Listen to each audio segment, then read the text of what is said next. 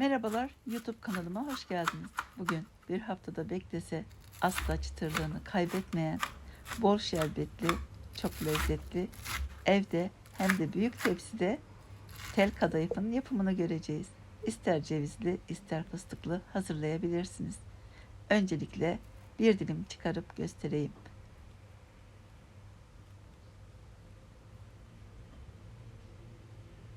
Evet, görüyorsunuz, çıtır çıtır, bol şerbetli, nefis bir tatlı.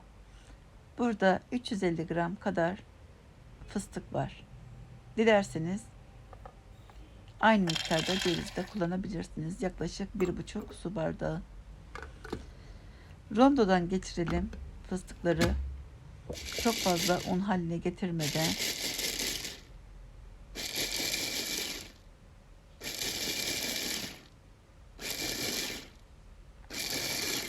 Evet, kontrollü bir şekilde parçaladım. Gördüğünüz gibi bu kadar yeterli.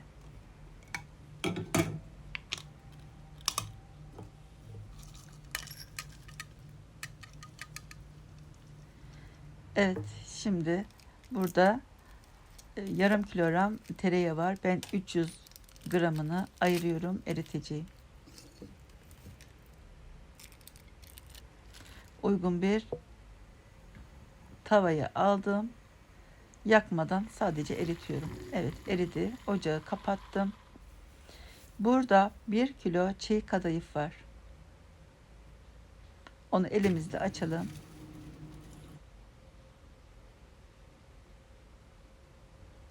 Daha sonra eritmiş olduğumuz tereyağını her tarafına güzelce dökelim. Daha sonra elimizle yağın her tarafına bulaşması için güzelce yedirelim yağını kadayıfa.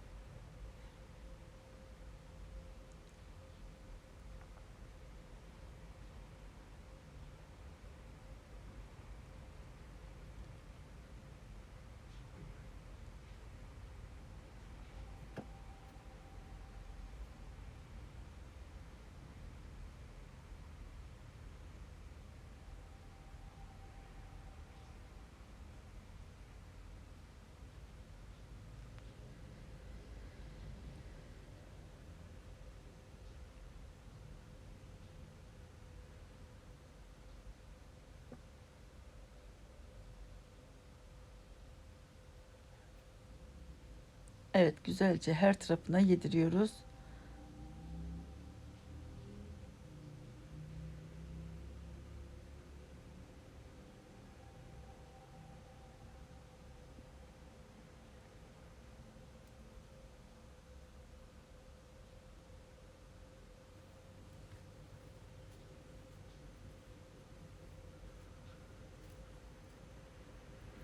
Gördüğünüz gibi yağını her tarafına bulaştırdım. Şimdi onu farklı bir tepsinin içine aldım. Aynı tepsiyi şimdi yağlayacağım. Burada 2-3 yemek kaşığı kadar yumuşak tereyağı var. Üzerine 1 yemek kaşığı kadar üzüm pekmezi ekleyeceğim. Şöyle çok az. 1 yemek kaşığı yeterli. Güzelce tepsinin her tarafına bu yağı sürelim.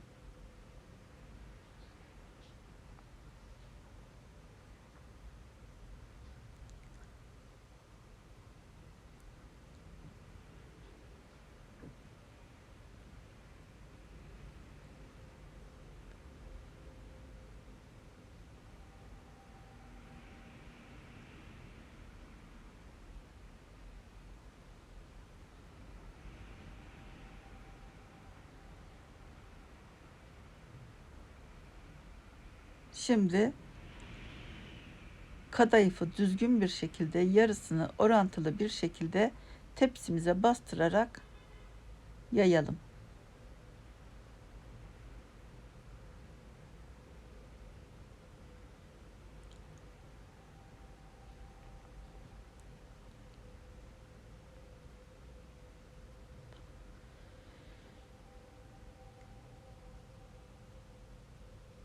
Bastırmak çok önemli. Çok güzel preslemeniz lazım.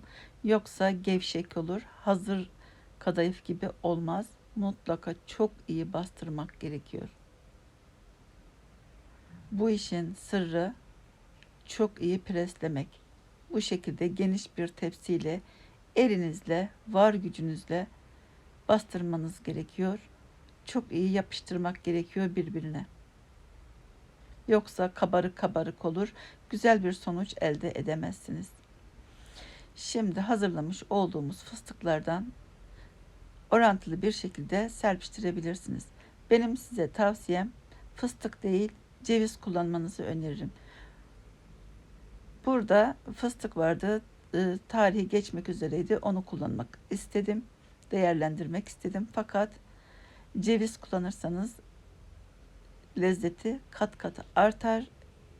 Cevizli kadayıf çok daha lezzetli olur. Bunu da belirtmek isterim. Şimdi tekrar diğer kalan kadayıfımızı da düzgün bir şekilde orantılı olarak her tarafına güzelce serpiştirelim.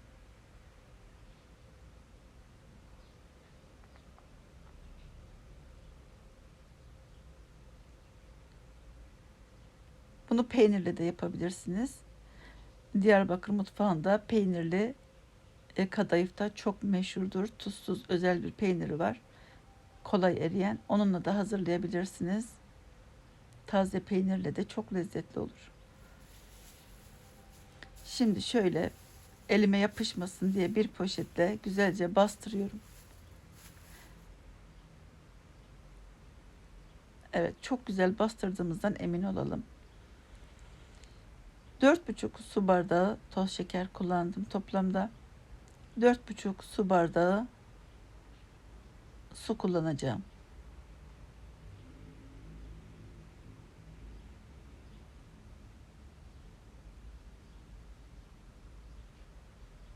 Şerbetini hazırlamak için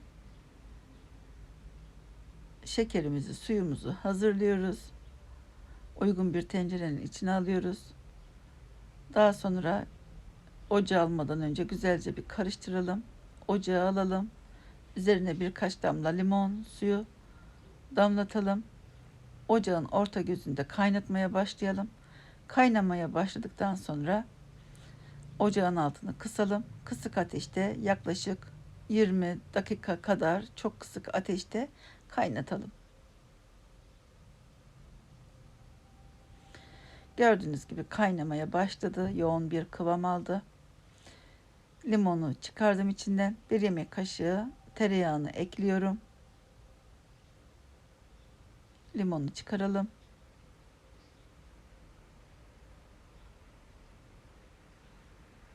Bu şekilde beklese de şerbetiniz şekerlenmez. Daha güzel kıvamlı olur. Daha lezzetli olur.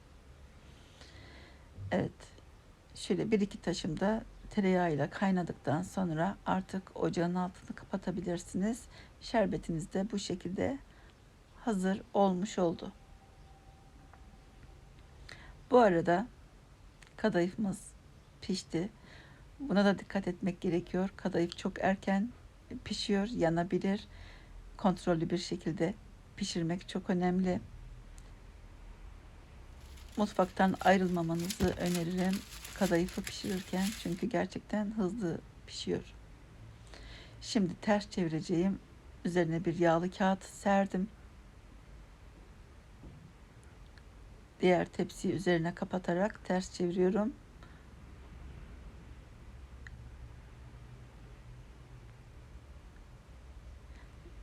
Diğer tarafını pişirmiyorum. Bunu çevirmemdeki amaç altı daha presli, daha düzgün olacağı için bu yüzünü kullanacağım sunumumda. Gördüğünüz gibi gayet güzel, çıtır çıtır, çok lezzetli görünen harika bir kadayıf pişirmiş olduk. Evet, şimdi tekrar tepsisine yerleştiriyorum. Altındaki yağlı kağıdı çekiyorum.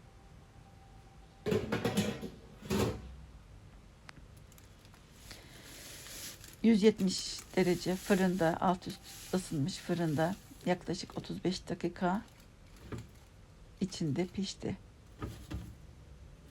Çok yüksek ısıda pişirmeyelim ki içi de güzelce pişsin. 170 derece yeterli pişirmek için. Evet, gördüğünüz gibi. Şimdi ben yine bir püf noktası söyleyeyim. Biraz ılıtmak gerekiyor dışarıda. Şerbetini de kadayıfını da mutlaka ılık kullanalım. Eğer kaynar kaynar dökerseniz tatlınız hamur olur. Daha önce başıma geldiği için hamur olmuştu. Biri soğuk şerbet, sıcak döktüğüm için hamur olmuştu. İkisini de biraz ılık olmasına özen gösterelim. Bu çok önemli. Çünkü hamurlaşma olabiliyor kadayıfta. Her tarafına güzelce şerbetini dökelim.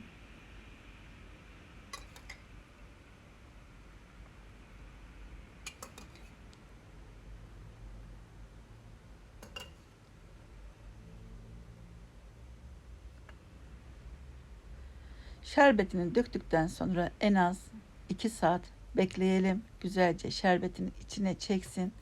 Daha sonra dilimleyelim. Çıtırtıyı görüyorsunuz, duyuyorsunuz. Yaklaşık 2 saat oldu. Bekledim. Bunu bayramda hazırlayabilirsiniz. Çok bereketli, çok lezzetli, hem de çok ekonomik bir tatlı tarifi.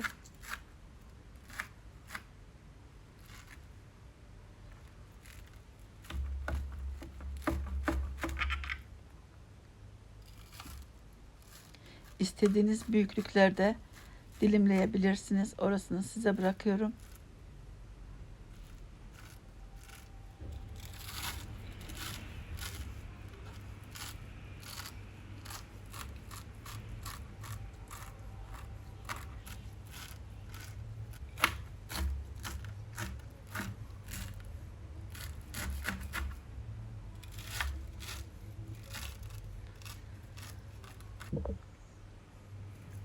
Emin olun, hazırından çok daha lezzetli, çok daha sağlıklı. İçinde ne olduğunu biliyorsunuz. Gerçek orijinal şekerle hazırladık. Bildiğimiz tereyağıyla hazırladık. Tertemiz, mis gibi çocuklarınıza gönül rahatlığıyla ikram edebilirsiniz. Üzerine dilediğiniz gibi süsleyebilirsiniz. Evet, artık iftar için veya bayramda, beş çaylarınızda nefis bir tatlı, hem de çok ekonomik. Evet, yine en az 4 saat geçti üzerinden, bekliyorum. Ben bunu öğlen saatlerinde yaptım, şu anda akşam saatlerine doğru. Şöyle bir dilimini çıkarayım. Bakınız, şerbetini gayet güzel çekmiş. Bıçağım keskin değildi. Keskin bir bıçakla dilimlerseniz daha düzgün olur. Burası kızımın evi olduğu için çok fazla büyük bıçak bulundurmuyoruz. Küçük çocuklar olduğu için